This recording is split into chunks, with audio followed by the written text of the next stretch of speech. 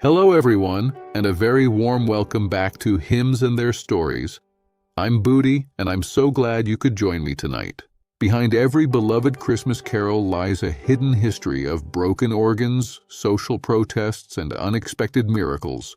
Tonight we're embarking on a journey to explore the deep origins of the hymns that define our holiday season. From the silent trenches of World War I to the very first radio broadcast in history, these songs changed the world. Our first story takes us to 1818, to the small, snowy village of Oberndorf in Austria, where a crisis was brewing on Christmas Eve. The organ at St. Nicholas Church was broken. Legend says mice chewed the bellows, but it was likely just ruined by dampness. Desperate for music, assistant priest Joseph Mohr asked his friend Franz Gruber to set a poem he'd written to a guitar melody. That night, Silent Night, was performed for the first time, simple, humble, and perfectly capturing the peace of the season. Years later, during World War I, this very song brought a temporary, heavenly peace as soldiers sang it across the trenches. Next, we look at Joy to the World. Interestingly, this celebratory carol wasn't actually intended to be about Christmas at all. Written by Isaac Watts in 1719, it was a poetic interpretation of Psalm 98, celebrating Christ's second coming. Watts wanted to Christianize the Psalms, looking forward to the final triumph of God rather than just the birth in Bethlehem. In 1836, Lowell Mason set these words to music, claiming inspiration from Handel's Messiah for its grand, triumphant tone. Today, it is the most published Christmas carol in North America, ringing out in churches and homes every year. O Holy Night has a history marked by controversy and unlikely heroes, once even banned by the church. In 1847, a French priest asked Placide Cappeau, a socialist wine merchant, to write a poem for a Christmas Mass. Cappeau's friend, Adolphe Adam, composed the music. Remarkably, Adam was Jewish and did not even celebrate Christmas. The church eventually banned the song, citing the lyricist's politics and the composer's lack of religious spirit. In America, it found new life through abolitionist John Sullivan Dwight, who saw it as a powerful cry for freedom. And in 1906, it became the first music ever broadcast over the radio, reaching sailors far at sea on Christmas Eve. Now, let's explore O Come, All Ye Faithful, a hymn that may have carried a secret political message. Attributed to John Francis Wade in the 1740s, he was an English Catholic living in exile in France. Some believe the song was a coded call for Jacobites to support the exiled Stuart line to the English throne. The version we know was translated in 1841 by Frederick Oakley, bringing the Latin Adeste Fideles to English speakers. Its lyrics directly echo the Nicene Creed, anchoring this festive carol in the deepest traditions of the faith. Moving from the cathedrals to the streets, the first Noel has its roots in the folk traditions of medieval England. Originating in Cornwall, this street carol was passed down orally by ordinary people for hundreds of years. It likely served as musical accompaniment for miracle plays, which taught Bible stories to those who could not read. It wasn't until the 19th century that historians like William Sandys finally preserved its words and melody in print. The grand harmony we sing today was arranged in 1871, turning a simple folk tune into a majestic church staple. Away in a Manger is often called Luther's cradle hymn, but the true story is quite different. For years, people believed Martin Luther wrote it for his children, but research shows it is entirely American in origin. It first appeared anonymously in a Philadelphia journal in 1882, intended for children's lessons and programs. The beloved third verse was added nearly 20 years later by a Methodist minister for a Children's Day event. Depending on where you live, you likely sing it to one of two different melodies, both equally beautiful. Our next story is one of personal healing. What child is this? Was born from a time of deep suffering. In 1865, William Chatterton Dix was left bedridden by a near-fatal illness. In his isolation, he found new faith. He wrote the poem "The Manger Throne," reflecting on both the nativity and the future sacrifice of Christ. His sacred words were later paired with "Green Sleeves," a traditional English folk tune that Shakespeare himself once mentioned. The haunting melody and profound lyrics make it one of the most poignant reflections on the meaning of Christmas. "God Rest You Merry Gentlemen" is one of our oldest carols, dating back over 500 years. It was often sung by the night watchmen of London as they patrolled the dark, snowy streets of the city. In the 16th century, rest meant to keep, and merry meant mighty, so the line means, "God keep you mighty." Charles Dickens even included it in A Christmas Carol, cementing its place in the heart of Victorian holiday culture. Its minor key reminds us that the message of comfort and joy is most needed in the midst of life's darkness. This beloved hymn was inspired by a real-life journey to the Holy Land on horseback. In 1865, Episcopal priest Phillips Brooks visited Bethlehem on Christmas Eve, standing in the very fields where shepherds once watched. Brooks asked his organist Louis Redner to write a tune. Redner claimed the melody came to him in a dream as a gift from heaven. Like many carols, it has different tunes across the globe, with the UK often favoring the folk melody "Forest Green." Its enduring message reminds us that the everlasting light still shines in the midst of our own hopes and fears.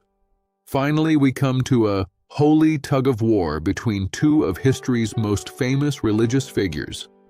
Charles Wesley wrote the original lyrics in 1739, but he famously used the archaic word "welkin" for heaven.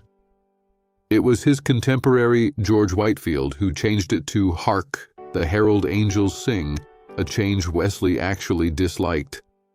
The music was written by Felix Mendelssohn for a printing press anniversary. He insisted it never be used for sacred music. 15 years after Mendelssohn's death, William Cummings ignored those wishes and paired the tune with Wesley's words. Our final story is about a hymn that focuses not on the manger, but on the social strife of the world. Written in 1849 by Edmund Sears during a time of national turmoil, it was a desperate plea for peace. Sears urged his listeners to hush the noise of war and poverty, to hear the angel's message of peace on earth. But peace is often hard to find. "I Heard the Bells on Christmas Day" was born from a poet's profound despair. In 1861, poet Henry Wadsworth Longfellow lost his beloved wife in a tragic fire that also left him scarred. 2 years later, his eldest son was critically wounded in the Civil War. Despair began to bow the poet's head. On Christmas morning, hearing the bells, he felt the dissonance between their message and his own broken life. Yet his poem took a triumphant turn, declaring that "the wrong shall fail, the right prevail."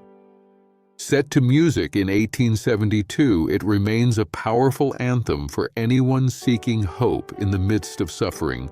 From 19th century America, we journey back over 1,000 years to a monastic secret code.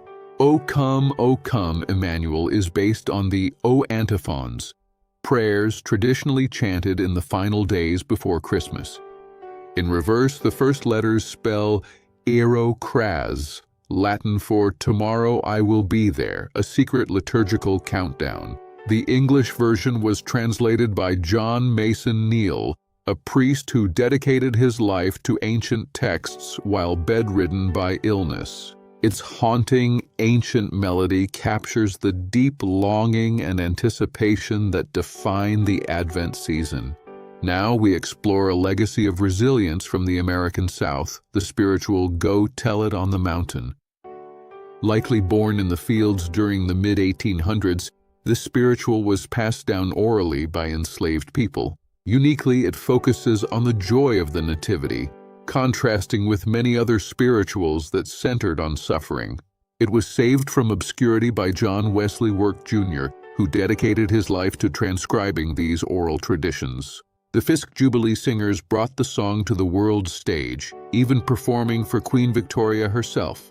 Today, it stands as a vibrant testament to the enduring power of faith and the resilience of the human spirit. Next is an American original written specifically for a family Christmas pageant, We Three Kings. Written in 1857 by clergyman John Henry Hopkins, Jr., it was one of the first carols where one person wrote both words and music. The minor key melody was designed to mimic the swaying motion of camels as the Magi traversed moor and mountain. Each soloist represents a king and their symbolic gift: gold for kingship, frankincense for deity, and myrrh for sacrifice. Hopkins' work perfectly captured the mystery and gravity of the Magi's long trek to the manger in Bethlehem. Over a century later, it remains an essential part of Christmas pageants and services all around the world. Angels We Have Heard on High carries a refrain that might echo back all the way to the 2nd century. Originating as a French folk song, it tells the shepherd narrative from the Gospel of Luke with a soaring melody. Its distinctive Gloria refrain may have been a separate chant sung by shepherds in the mountains for centuries. The English version was paraphrased in 1862 by Bishop James Chadwick, bringing the French echo to a new audience. The modern arrangement by Edward Shippen Barnes ensures that the Gloria continues to ring out across the world. The Little Drummer Boy is a modern classic that began with a simple idea during a midday nap. American composer Catherine Davis wrote it in 1941, using the rhythmic refrain to mimic the sound of a simple drum. It tells a fictional story of a poor boy who, having no tangible gift, offers his humble talent to the newborn king instead. Popularized by the Trapp Family Singers and the Harry Simeone Chorale, it became a global phenomenon by the late 50s. The image of the baby Jesus smiling at the drumbeat resonates deeply as a reminder that our best gift is our very heart. Good King Wenceslas tells a miraculous story of charity and perseverance in the midst of a cruel winter storm. Based on the 10th century Duke of Bohemia, Wenceslas was renowned for his extreme piety and his dedication to the poor. Surprisingly, John Mason Neal applied this story to a 13th century spring tune, creating a winter masterpiece. The carol describes the king's footprints miraculously glowing with heat to warm his weary page in the snow. It remains a powerful call to follow the king's example of selfless generosity toward those in need. Finally, In the Bleak Midwinter offers a poet's vision of the Nativity in a cold northern landscape. Poet Christina Rossetti reset the Nativity from the Middle East to a bleak landscape where snow fell on snow. Her poem was posthumously set to the tune Cranham by Gustav Holst, perfectly capturing its introspective beauty. The final verse asks, "What can I give him, poor as I am?" and offers the most profound answer, "Give my heart." This carol remains a beloved reflection on the personal meaning of the Nativity for every individual. Carol of the Bells is a holiday staple with a haunting melody that actually began as an ancient Ukrainian folk chant. Known as Shedrik, it was originally a spring song of good fortune, telling the story of a swallow heralding a bountiful year. Composer Mykola Leontovich created the famous four-note ostinato in 1916. Tragically, he was assassinated for his Ukrainian sympathies. In 1936, Peter Wilhowsky wrote the English lyrics we know today, transforming the spring swallow into a winter chorus of bells. The 12 Days of Christmas is often called a secret code, but its real history is a game of memory and forfeits. A popular theory claims the song was a coded way to teach the faith in secret, with the partridge representing Jesus Christ. But historians believe it was actually a children's memory game, where stumbling meant paying a forfeit like a kiss or candy. Finally, once in royal David's city, is the quintessential opening to the Anglican Christmas season. Written by Cecil Alexander to teach children the Apostles' Creed, it perfectly illustrates the image of Christ's humble birth. At King's College, the service begins with a high-stakes solo.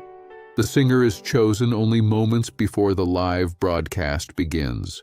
From ancient secret codes to modern school pageants, these hymns are the threads that weave our holiday traditions together. They remind us that music has the unique power to bridge centuries, cultures, and even the deepest personal sorrows. I hope these stories have enriched your holiday season and given you a new perspective on the songs you love. Please subscribe and share this channel with your loved ones. Thank you for watching, and may your Christmas be filled with peace.